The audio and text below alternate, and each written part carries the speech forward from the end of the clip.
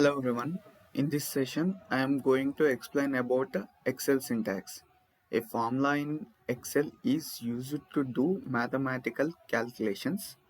Formulas always starts with the equal sign typed in the cell followed by your calculation. That means here it is starts with the equal sign and next followed by some other value and next arithmetic operator and next another value. So we are performing the arithmetic calculation, that means mathematical calculations. 1 plus 1 is equal to 2. So this is the example of that image. We performed in the 8th column and 1th row is equal to 1 plus 1 is equal to, it gives the return 2, value 2. So we will do practically. So creating formulas by step.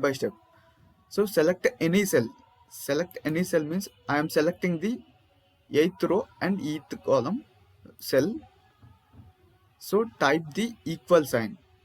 So in this cell I am typing the equal sign and select cell or a type value. So I am selecting the value 1 and enter an arithmetic operator. Arithmetic operator means any value, plus, minus, any arithmetic sign. So I'm taking the addition,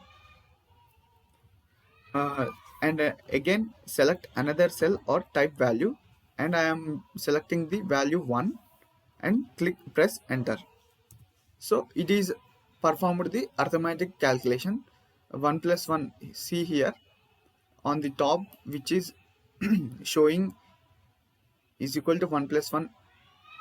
It calculates the value 2 in the 8th row and 8th column. So this is the Excel syntax.